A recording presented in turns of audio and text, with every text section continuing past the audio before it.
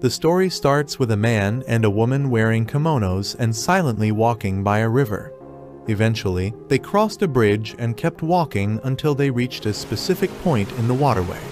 At that moment, the man pointed out the river's rapids and said that that river was a real man-eating one. The woman then got closer to him to the point of touching his shoulder with her head and, after calling him sensei, told him it was time for them to go together, to which he agreed. Right after, they both tied their hands together using a red cord, and he declared, after calling her Seiken, that they would be together forever from that moment onwards. However, before they could do or say anything else, a truck appeared and hit them both. Wow, there wasn't even a road there. Truck-kun really takes his work seriously. Anyway, I digress. On that day, a certain great author and his lover left that world. Our protagonist woke up in what seemed to be a church, and he concluded that that was the world people went to after they died. In fact, he even highlighted that it was a Western-styled place. At that moment, a woman who looked like an elf priestess appeared and told him that that was not the world after death. She then welcomed him and introduced herself as the guide of those who descended upon that world. Her name was Annette. She also explained to him that he was in a different world from the one he had come from. They both walked towards a window, and he could see a dragon flying outside while she told him that he had been chosen and transported there, to that land enclosed in darkness which was called Zauberberg.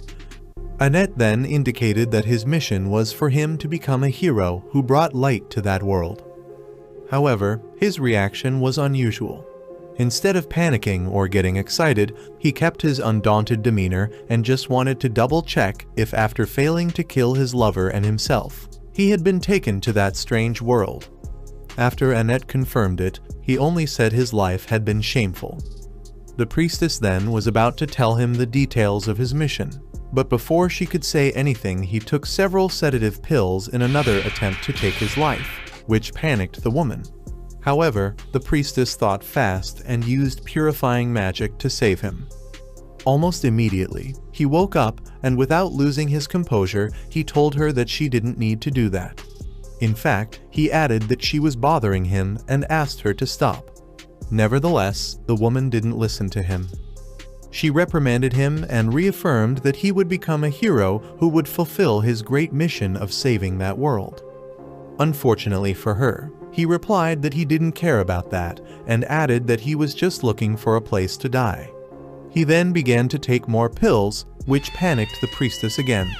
The woman then asked him why he was doing that after being chosen by that world. He laughed at her and told her he hadn't asked to be chosen, but the priestess asked him back if he hadn't been visited by a truck, which he confirmed. She then explained that the truck was the other world selection truck. Wow, truck-kun is canon in this story. Among the many people in our protagonist's old world who lived unhappy lives, only those struck by that truck got to redo their lives in that world. That was the service they provided. By the way, while she tried to sell him how marvelous had been the opportunity given to him, he kept taking sedative pills as if they were candy. Nevertheless, once the priestess finished, he got close to her, grabbed her staff, and told her that the truck had interfered with what was meant to be the happiest moment of his life. He then asked her who they were to decide if someone was unhappy or not. He then began to smoke. As for the priestess, she couldn't believe his attitude. She thought that he had been saved from an unhappy life, yet he was acting that way. Right after, she showed him his stats in an attempt to cheer him up. After all, without exception, every human taken to that world was granted the ability to wield superhuman powers. Sadly, his stats were almost zero. He was so weak that even after being detoxified, he was still showing the poison status. She then began to panic and quickly searched through all his status windows only to confirm he was extremely weak. He then tried to leave, but she grabbed his hand and apologized since it seemed that he had indeed been taken to that world by mistake. In fact, he was not fit to live in that world. However, he simply smiled at her and replied that that had been the story of his life. She then offered him to stay at the church for a while because he was too weak to survive outside.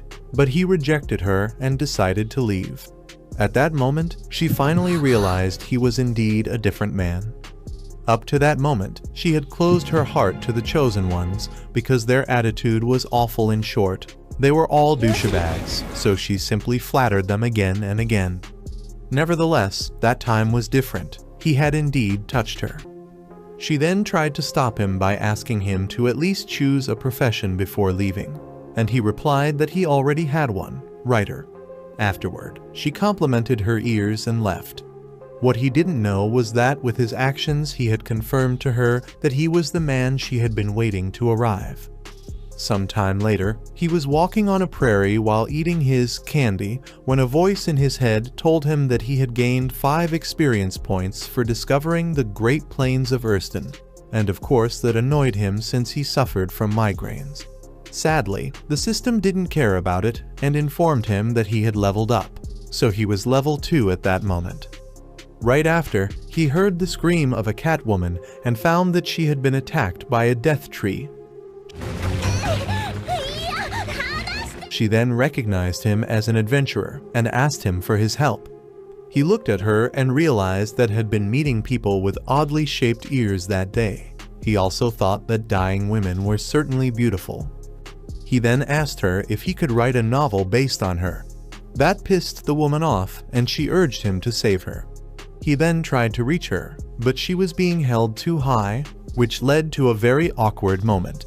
She then asked him if he had a sword or some spells or something. Immediately thereafter, the tree caught him by the neck and he found it funny being asphyxiated, which in turn exasperated the woman. She even called him useless, disgusting bastard. On the other hand, he was enjoying that moment since he was finally dying. Those trees had the suction skill that allowed them to steal life force from their captives. Unfortunately for everybody, except the woman of course, by sucking our protagonist's life force the tree got poisoned and died before it could kill its captives.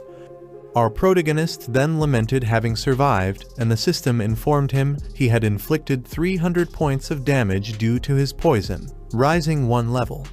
He was level 3 at that moment. As for the Catwoman, she couldn't believe how he had killed the tree. She even said he had been just pretending to be weak to trick the monster, to which he replied that he was just a man who had wished for death and yet he had survived. In fact, he had tried 5 times to no avail up to that moment. She then tried to cheer him up by inviting him to her place as a way to thank him for saving her life. However, when she took his hand, he looked at the red cord and finally thought of Sakin. He then wondered if she had also gone to that world. He walked away while ignoring the Catwoman's attempts to tell him her name. He was too busy thinking that he had just found a reason to live in that whimsical other world. He would find Sakin so they could finally die together. Meanwhile, at the church, the priestess was praying to the gods of that world so they protected that adventurer and allowed them to meet again someday. At that moment, our protagonist opened the door of the church, which made the priestess very happy. Nevertheless, when she was running to hug him, the Catwoman appeared behind him asking why they had gone to that place. The priestess froze after seeing the Catwoman since she didn't know who she was. But before she could say anything, our protagonist, who liked to be called Sensei, told her he had a question for her. Right after, he said he was looking for a woman named Sakin and asked her if she had any idea of where she might be. That question shocked the priestess because it implied the existence of another woman in his life. Sadly, the priestess knew nothing, and he left the church with the Catwoman thinking he didn't have any leads to find Sakin. The Catwoman then tried to cheer him up and told him that since they've still got a way to go to her place, they should stop by the castle town of Roth. She then tried to grab his hand, but the priestess suddenly appeared and hit her with her staff. She then reprimanded the Catwoman for being shameless by holding a man's hand in public. The Catwoman then asked her why she had decided to go with them, before teasing her saying that she was in love with Sensei. That startled the priestess, who tried to justify her actions, saying that as a clergy person, she had a responsibility to protect that weak otherworlder. The Catwoman was surprised by knowing he was from another world, but quickly clarified that he was strong because he had insta killed a death tree to save her.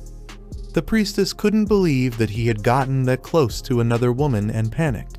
After all, saving someone's life was a big deal. As for the sensei, he had finally found a nice place to take a nap, a coffin that someone had left in a pile of garbage. He then asked the women to wake him up when they arrived at their destination, and the priestess immediately took a rope to pull the coffin there. Meanwhile, in a castle, a pink-haired lady looked at the lake in front of her while keeping a sad expression. The priestess and the Catwoman were making a huge effort to pull the coffin, with our protagonist inside, by using 2 ropes. You could see they were very tired because it was too heavy. In fact, the Catwoman couldn't take any more and yelled at the sensei since he could walk on his own 2 legs. However, there was no response and the Catwoman even suspected he might be dead, but the priestess quickly checked his status window and confirmed he was okay. She then suggested to keep going since they were already near the castle. By the way, due to our protagonist having called the Catwoman Tama, Annette kept doing the same despite knowing it wasn't her name because she wanted to tease her. As for the sensei, he was thinking of Sakin and swore to himself he would find her so they could kill themselves together. Sometime later, they arrived at their destination, the castle town of Roth, and Tama opened the coffin while waking our protagonist up. He quickly left the coffin and after seeing everything around couldn't help but be convinced that he was indeed in another world. Wow, the people of that town are really tough. They saw a person waking up from a coffin in the middle of a crowded street and they barely reacted. Right after, Annette suggested going to the castle and having an audience with the king. Afterward, they met with the king who kindly welcomed them. He introduced himself as Thomas and his daughter, Princess Charlotte, did the same. He then offered them to rest that night in the castle's bedchambers, which was very well received by the women. Although the king agreed to that on one condition, he wanted to hear travelers' stories because he loved them very much. After hearing that, the sensei smiled and asked if he could tell them how it felt to sleep in a coffin. Of course, that startled the king, who even thought our protagonist might be threatening him. Luckily, Annette quickly stepped in and complimented the princess' beauty. That lightened the mood, and the king happily told her that her daughter was going to get married soon. He even asked them for advice regarding that matter. Immediately thereafter, he introduced Gomez, the valiant warrior, and Otto, the wandering minstrel of love, to the travelers. The king then explained that perhaps due to the influence of the wrathful Dark Lord, monster activity had increased in recent times. Nevertheless, he had grown too old to deal with that problem. So he had decided that one of those 2 would become Charlotte's husband and the next king. The problem was that Charlotte hadn't chosen a candidate yet, so he asked the travelers who was the more suitable husband for Charlotte. The sensei then stopped eating his candy and with a solemn demeanor replied that he had no idea, which startled the king. However, our protagonist didn't stop there. He said that Charlotte's future hinged on that critical choice, so the king shouldn't be taking advice on that matter from travelers who had just arrived that day. He also said that the king was horrible and a tyrant. Heck, he even added that Thomas was not fit to be a king. Well, at least he admitted that since he was not fit to live in that world, he had no right to say that. The sensei left after that, and both the priestess and the Catwoman began to apologize to the king for his behavior. They said that since he was an otherworlder, he might be a bit rash. Luckily, the otherworlder thing was enough to appease the king. By the way, while they were talking, the princess couldn't help but stare at our protagonist until he left the throne room. That night, our protagonist was in one of the rooms looking at the moon through a window, when the priestess woke up and asked him if he was having trouble sleeping. They were sleeping in separate beds, in case you wondered. He turned his head to look at her in the eye and replied that he never slept well. Those words hit her hard, and after a pause, she finally asked him who was Sakin. Unfortunately, before he could answer, the priestess noticed that Tama was sleeping under our protagonist's blankets. The Catwoman was even resting her head on his thighs. That was too much for Annette, who hit the other with a pillow and began reprimanding her. Both women kept fighting for a while, and the sensei took advantage of the chaos to leave the room unnoticed. He then began to wander through the corridors of the castle and eventually met Charlotte, who was looking at the lake with the same sad expression as before. He got closer to her and told her it was a nice view. She agreed, and they both began to contemplate the lake and the moon's reflection on its surface. However, he quickly killed the mood by saying that it made him want to drown himself. Obviously, that startled the princess, who asked him if he was so troubled that he wished to kill himself. But he only scoffed at her and replied that it seemed to him that she was more troubled than him. She went silent, but after a while, he said that she still couldn't choose between Mr. Gomez and Otto. On the one hand, Mr. Gomez was already the most dependable of their soldiers, and the king had faith in his strength as well. For that reason, she should probably choose him. On the other hand, Otto was her childhood friend. Whenever she felt down, he wrote songs and went to sing them to her. In the end, she didn't know what to do. He then laughed a little and said that, unlike him, she was a truly kind girl who cared for her father. He also added that his life had been a continuous series of troubles. In fact, he had attempted to kill himself and die with someone else numerous times, which inconvenienced his father and family greatly. However, he made clear that he had never once asked anyone else to choose how he should live for him. In the end, she should decide for herself what she would do, and for that, she should ask herself what she truly wanted. He left after saying that, but those words resonated deeply with the princess. The next day, the king summoned the travelers again to the throne room, where he was along with the princess, Otto, and Mr. Gomez. The reason was that Charlotte had finally chosen who she would marry, so he wanted the travelers to act as witnesses. Annette and Tama placed their bets and argued a little since they were supporting different candidates. And right after the king asked Charlotte to stand before the man she had chosen and spoke her vows. She then went towards our protagonist, took his hand, and declared that she wanted to die together with him. Of course, that astonished everybody. Heck, even the priestess passed out after declaring there was no God. Charlotte then explained that after talking to the sensei, she had realized that she didn't want to marry any of the candidates because they both had things that annoyed her. Obviously, the king couldn't accept that and tried to force her to choose a husband. In fact, he took her decision worse than the candidates themselves. The princess then reprimanded his father because he wanted her to get married without asking her opinion. In the end, nobody had considered her feelings, except for our protagonist. Nevertheless, before they could keep talking, Mr. Gomez removed his armor and revealed himself as a minotaur, a servant of the wrathful Dark Lord. He then confessed he had intended to acquire that kingdom by becoming its king and then offering it to the Dark Lord.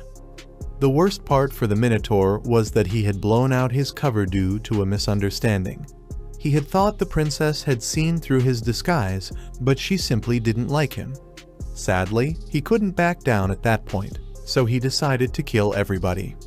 Some soldiers arrived after hearing the commotion, but the Minotaur easily defeated them. Right after, Thomas stopped trying to wake up the priestess and faced the Minotaur. After all, she was a level 14 martial artist. Otto, as a level 89 wandering minstrel, began to sing a song with his harp, and Tama thought she would receive some buffs. But nothing happened, except for our protagonist being entranced by the melody. The battle continued, but Tama was unable to hurt the Minotaur. On the contrary, he had already wounded her with his horns. He even declared that he would kill her with his next attack. Nevertheless, before he could act, the sensei interrupted him and asked if he could kill him and the princess first. That caught the Minotaur by surprise. Even the princess didn't see that coming, but he calmly explained that both of them wished to die. The Minotaur laughed and replied he would grant them their wish. He also added that afterward, he would burn the city to the ground, killing every last citizen of that kingdom. The sensei then said that there was no problem with that. After all, since they were about to die, nothing mattered to them. Charlotte began to tremble, but our protagonist ignored it, and the Minotaur launched his attack.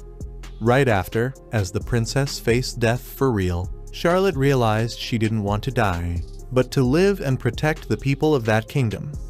After hearing her words, our protagonist acknowledged her true desire and told her that he knew she was a kind princess. He then pushed her away while saying that she was not fit to share that moment with him. Unfortunately for the sensei, Annette had finally woken up and created a barrier to block the attack while saying that she wouldn't let him die as long as she was by his side. As a level 18 priestess, her barrier was strong enough to break the Minotaur's horns. Immediately thereafter, Tama delivered the finishing blow with a skill attack and sent the Minotaur through the wall directly to the lake.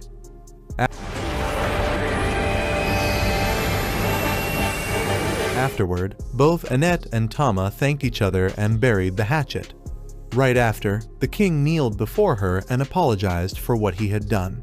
Charlotte forgave him, and they both cried together out of happiness. Later, Thomas abdicated the throne, and a 16-year-old Charlotte was crowned queen. As for the trio, Tama and Annette resumed their sacred task of pulling the sensei's coffin while he rested in peace inside. Both women were wondering if Charlotte would be okay, but our protagonist quickly said that they had nothing to worry about because it had been a decision she had made for herself.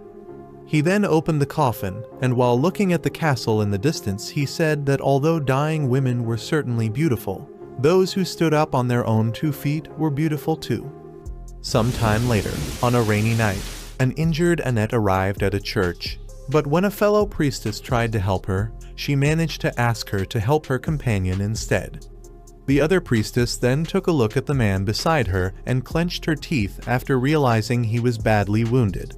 Right after, she asked to get every healing potion they had and to summon every priest present. A flashback began showing Tama and Annette performing the sacred task of pulling the sensei's coffin, with him inside. Then, they decided to take a break to eat something. Right after, the ultra-mega Chad of this story, well, he didn't show up, and I don't think there is one in the first place. As for our protagonist, he opened the coffin and the priestess offered him some bread. However, he asked her if they had boiled tofu and immediately thereafter closed the coffin. Annette didn't mind being rejected and instead noted the request while saying they would look for some in the next town. Of course, her reaction left Tama completely flabbergasted, and the Catwoman had to admit that the other had an indomitable spirit. Tama then asked Annette if they were close to Grun, the hometown of the Catwoman, and the priestess told her that they should be arriving within a few days. However, she asked her to allow them to make a stop at Zweiten Temple.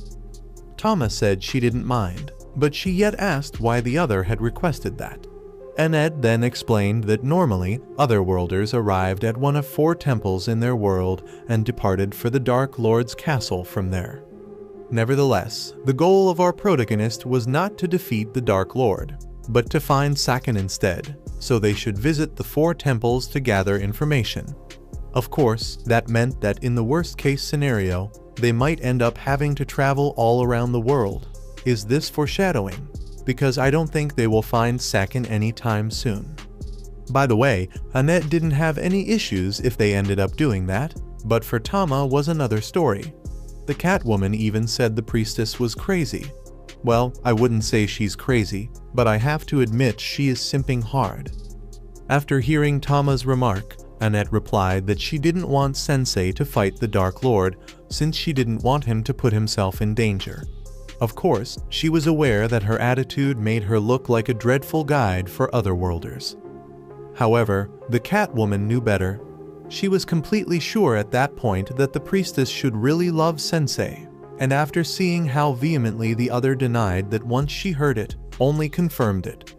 As a form of explanation, the priestess said that Sensei had shown her the light when she had given up hope for her job, so she felt the obligation to help him. Tama immediately asked her what would happen if Saken was his lover, and the bullet hit the mark because the other almost passed out. although she managed to say that she had decided to go with him to verify that. After hearing those words, Tama informed her that she would also go with them, but only until they reached her hometown, which Annette didn't take well. Nevertheless, there was a bigger issue with Annette's plans. Tama wasn't sure that the priestess would be allowed into the temple. After all, she had ditched her previous job to go with them. However, Annette told her that it was okay since the head priest of Zweiten Temple was a dear friend of hers. Moreover, she hadn't left her post without notice. She had sent her familiar to deliver her resignation. Right after, a bat-like creature appeared and began to bite our protagonist's head. He had left the coffin to smoke a cigarette, making him bleed, which startled the priestess. She quickly reprimanded her familiar for always causing mischief, while Tama took care of Sensei's wound. But the worst was yet to come. When Annette asked her familiar if it had delivered her resignation, its response was throwing up the letter in front of her. Of course, that pissed her off, and she hit the creature while asking why it had come back without fulfilling the task. Nevertheless, Sensei found the whole thing amusing, and he even praised the creature for having returned with its master, before giving it a name, Milos, which made him earn the familiar's favor. In the end, our protagonist returned to his coffin, while Annette was overwhelmed by despair because officially, she had left her post without notice. Right after, a giant dragon landed in front of them, terrifying the entire group, familiar included. Annette couldn't understand why the world's most powerful monster had appeared there.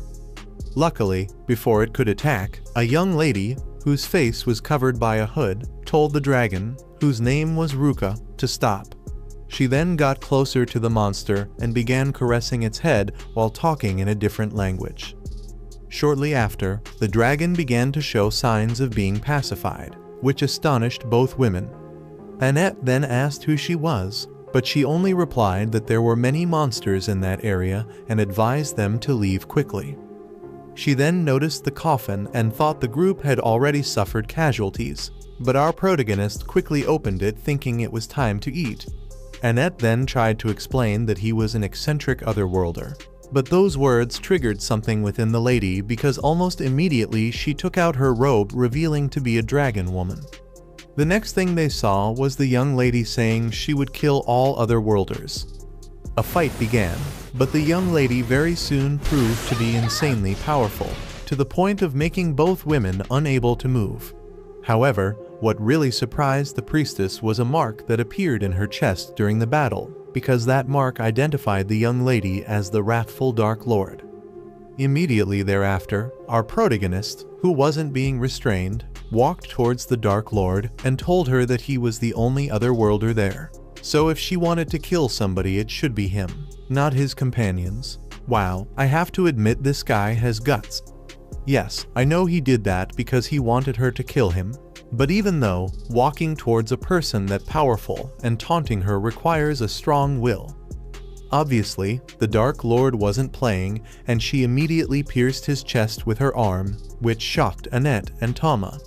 Afterward, she removed her arm from his body, and he fell on the floor bleeding himself while she walked away saying her name was Waldelia. Nevertheless, against everybody's expectations, mine included, he stood up and told her that he could tell she possessed a powerful hatred. After all, he had once stabbed someone too. Of course, that put her on guard because she didn't understand what was happening. He then walked towards her while saying that at that time he had lost his mind to intense hatred. Right after, he caressed her left cheek with his hand and asked her if that was what was happening to her at that moment. After all, her eyes looked sad. Waldelia was so flabbergasted that her only reaction was to call her dragon and flee while wondering who was our protagonist. By the way, at that moment Sensei had already lost consciousness. Back to the present, Milos had transformed into a magic carpet and had taken them to the temple where the priestess in charge had asked to get every healing potion they had and to summon every priest present. The next day, our protagonist was wandering through the city with Tama. After a while, they found a store and Sensei bought a bottle of poison. But when the seller was telling him how to use it against monsters, our protagonist drank its contents, leaving the cellar and the Catwoman astonished. Okay, I have to admit, this protagonist knows what he wants and doesn't hesitate in trying to achieve it. In front of the store, Annette and her friend, Usha, were drinking some beverages while watching the show. Annette then thanked the other and asked her if she knew an otherworlder named Sakin. Sadly, the other didn't recognize that name. Usha then began reprimanding her friend for having left her post without notice and for traveling with an otherworlder because all of them were indecent people. Annette then began to defend Sensei, and she told her friend that if not for him, she wouldn't be who she was at that moment. Of course, it didn't help her case that she quickly lent him money when he told her he wanted to buy something. Come on, at least ask what he wants to buy, especially since you know he is willing to go to any extent to die. However, Usha was surprised when she learned that our protagonist hadn't received any special power. Especially when Annette told her that he had risked his life against the Dark Lord to protect her and Tama. I would bet that sacrifice would lose its brightness if she also added that his goal is to die. Now, the part that truly surprised Usha was hearing the wrathful Dark Lord had attacked them since he had been destroyed by another otherworlder 7 days before. Somewhere else, in a dark castle, a dragon was being restrained by an otherworlder who mocked him, saying they had already dealt with its master. What that otherworlder didn't know was that Waldelia, who happened to be the daughter of the previous Dark Lord, and her dragon were outside with a strong desire for revenge. Back with the trio, Tama and Annette were discussing the news of the Dark Lord being defeated and wondered who might be the young lady they had battled before. Not to mention, our protagonist had been brought to that world 7 days before, which made no sense if the Dark Lord had already been destroyed. As for Sensei, he was feeling despair because he wanted to write about the things he had experienced since arriving in that world, but was struggling to write. Even though he didn't mind crushing Annette's heart by saying he hadn't written anything about her. This guy is diabolic in a very twisted way. The priestess then took them to buy some things, and almost immediately she bought our protagonist a huge and heavy armor. My goodness, that thing looked capable of withstanding the impact of a missile. The armor was so heavy he couldn't even walk, so Tama and Annette left him in the street while they went shopping. Shortly after, Usha found him and informed him that from that moment onwards, Annette would be staying with her because she was very pure, and being with an otherworlder would definitely make her unhappy. She even demanded him to dissolve his party with her. However, he replied that it was for Annette to decide if she wanted to go with him or not, since she was not a bird in a cage. Usha didn't back down and made clear that she didn't trust otherworlders. And as if to confirm her words, at that moment, 2 otherworlders appeared and began to cause problems by announcing the beginning of a new age ruled by the otherworlders. To make things worse, one of them recognized Annette, who had previously punched him. Well, it had been Usha, but Sensei's friend had been with her, and the other one immediately and menacingly walked toward her. Sometime later, the entire town was burning while our protagonist smiled, saying he felt he could finally write his masterpiece. One of the otherworlders, a blonde guy, stood before Annette and patted her head in a friendly manner. What nobody of the people there knew was that he took that chance to cast an enslaving spell on the priestess, forcing her to become his pet. Hentai detected? The blonde woman immediately fell on her knees, and the second otherworlder, the rapper who had accused her of punching him, mocked her, saying that the purer they were, the sooner they fell to the blonde guy's skill. Apparently, being pure had backfired to the elf. However, right after, Tama grabbed the rapper by the collar and asked him what they had done to her friend. Still, the otherworlder laughed at her and replied it was already too late, since Suzuki's skill unconditionally turned anyone he petted into his slave. Unfortunately for her, Suzuki patted her from behind and she also fell on her knees. Shame on her as a warrior. The blonde guy then began laughing while saying that no human or monster could resist his overpowered skill pet. At that moment, Usha appeared and told him that it had been enough. She also added that she didn't recall teaching him to use his gift that way, and that the town of Vale would never surrender to him. After hearing those words, Suzuki simply scoffed and replied that he would completely destroy their town and build a new kingdom. Afterward, he sent all his pets, a pack of wolves, to attack the people. Usha tried to stop him, but 4 wolves surrounded her, and Suzuki told her that he was going to use her church as his castle. Some time later, the town was in chaos. The wolves kept attacking the people and the buildings with fireballs they cast from their mouths. There was debris everywhere, and the people ran trying to escape from the danger. Meanwhile, Tama was attacking Sensei's armor like a mad beast, but luckily for our protagonist, she couldn't inflict any damage. As for him, he was kind of amused by the situation and thought that Annette had been right since there was no telling when or by whom they would be attacked. I'd bet she didn't consider being enslaved along with Tama. Tama kept hitting the armor until she managed to break it, but one of the fragments hit her back in her head and knocked her out. Sensei took that opportunity to leave the armor, take the Catwoman, and put her inside a barrel. He then covered it and put a warning on it so other people wouldn't open it. Immediately thereafter, Usha was thrown against a wall and she couldn't help but curse at the situation. He then greeted her and she took the chance to admonish him, saying that was what otherworlders were really like. Damn, little lady. The priestess kept complaining since Suzuki not only used his gift for his selfish desires, but his greed had become completely unstoppable and he had lost control.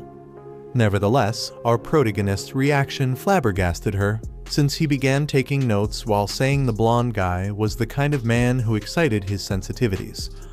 Afterward, he asked for his whereabouts, asked Usha to take care of Tama, and went to meet him, despite her warnings, because he had a feeling he would finally be able to write his masterpiece. However, at the last moment, the priestess decided to go with him. Shortly after, they arrived at the church and he quickly opened the main doors, which gave her a huge headache since she believed he wouldn't stand a chance against Suzuki and his minion. She couldn't believe he was that stupid and said that was why she hated otherworlders. I wouldn't say that while being part of an isekai anime, you know? Once inside, Sensei told Suzuki he wanted to write a novel based on him, which caught his and the rapper's attention. The blonde guy even guessed our protagonist wished to write the heroic tale of Suzuki, the hero conquering another world. Sadly, Sensei burst his bubble and said that he wanted to write a story about a man who gained more power than he deserved and fell to his own greed. Obviously, the blonde guy didn't like his words and ordered his pets to attack him. Nobody tolerates an honest critic these days. Usha tried to stop the wolves, but she was quickly overwhelmed by them. Right after, Suzuki ordered his 3 last pets to cast some fireballs against our protagonist, who simply stood there writing. Nevertheless, at the last moment, Milos appeared wearing the armor's helmet and parried the spells, returning them back to the blonde and his minion. Wait, is this I parry everything? Let me double check. No, false alarm. Suzuki and the rapper managed to withstand the blow, and the blonde guy ordered his strongest wolf to attack Sensei. The pet bit our protagonist, and the otherworlders thought they had won, but almost immediately the wolf died due to the insanely high concentration of poison in our protagonist's blood. The rapper was astonished, and the blonde guy was very pissed after seeing how things had turned out. On the other hand, Usha quickly concluded that our protagonist had infused his own body with poison. Well, he just wanted to die, so I wouldn't give him much credit for a convenient side effect. The minion then decided to flee and Usha asked Suzuki to surrender, but the blonde guy decided to use his trump card, Annette. He commanded his pet to kill the other priestess, who immediately tried to awaken her from the enslaving spell by the power of friendship. I think this is a job for Naruto, not an elf priestess. Usha didn't want to fight her friend, so he told our protagonist they should escape, but Sensei had other plans. He walked towards Annette, saying that Annette was stronger than Usha thought, and when Suzuki told him she would never be able to break free from his spell, our protagonist simply replied that was not for him to decide. Afterward, he stood in front of her and told her he knew she wasn't a bird in a cage. Those words affected Annette, who cut herself with the dagger she was holding, trying to stop herself from killing Sensei. Suzuki went mad after seeing that and tried to force her to kill our protagonist by increasing the power of his spell, but he stabbed herself in her leg instead, breaking free from the spell. Naruto would be proud of Sensei. That surprised both Usha and Suzuki. The former was then asked by Sensei to treat her friend's wounds, and the latter fell on his knees, unable to believe his overpowered skill had been defeated. Right after, the blonde guy took the dagger to kill himself, but Sensei stopped him since he was writing a book about him, so he couldn't die yet. In fact, he then asked the other to tell him his story. As for Usha, she began reflecting on the words Sensei had told her before, about Annette being stronger than she thought. A flashback then began showing Suzuki being bullied in his previous world. He then recalled that he had become the pet of his bullies. He had thought about dying countless times, but didn't manage to do something about it until one day Truck-kun sent him to that fantasy world. Usha welcomed him with open arms and explained his mission to him. He then began training to use his gift, but the people from that new world were mean to him, which triggered his trauma and made him use his gift against them. In the end, after all the hardships he had gone through, it was naive to expect he would really commit to the mission of saving an alien world. Yeah, the hero recruiting process of that world is a mess, to say the least. Back to the present, he told Sensei that he couldn't even commit evil properly. After all, no matter what world he inhabited, he was just a weak-willed nobody. Immediately thereafter, our protagonist announced he had finished his novel, and added he had written a story of a miserable man who, despite hoping to live as a hero in that world, could become neither a hero nor a villain due to his own weakness. Wow, that was both harsh and accurate. Afterward, Sensei named his new novel No Longer Allowed in Another World. Right after, all the pages Sensei had written began floating around Suzuki, creating a magic circle. Unaware of his own spell, our protagonist said he didn't think the story he had just written was a masterpiece and tore apart one of the pages, which activated the magic circle, sending Suzuki back to his own world. That astonished both priestesses, who couldn't believe what had just happened. At that moment, Annette noticed that in Sensei's status window, a gift had appeared, and it was called writing. After seeing that, Usha concluded that was probably a special skill that only activated against certain targets, otherworlders, which would mean our protagonist had been taken there to fight otherworlders. Unfortunately, Sensei was again depressed, wondering if he would ever find anyone else to excite his sensitivities. It was then that he realized Suzuki was gone, and when he asked what had happened to him, Annette explained that he had sent him back to his world. Back in the town, Suzuki's pets were released from his spell and decided to leave, while Tama got out of the barrel, complaining about being there in the first place. Some time later, Usha gave Sensei the coffin he had requested, and while he was enjoying it, she took Annette away to talk with her. She then told her friend that Sensei might have an important role to fulfill in the future of that world, which meant that their journey would be difficult and dangerous. Indeed, the hero recruiting process of that world is dreadful. How can they choose a man who wants to kill himself to be their chosen one? Annette wanted to say something, but Usha cut her off and added that she should support him.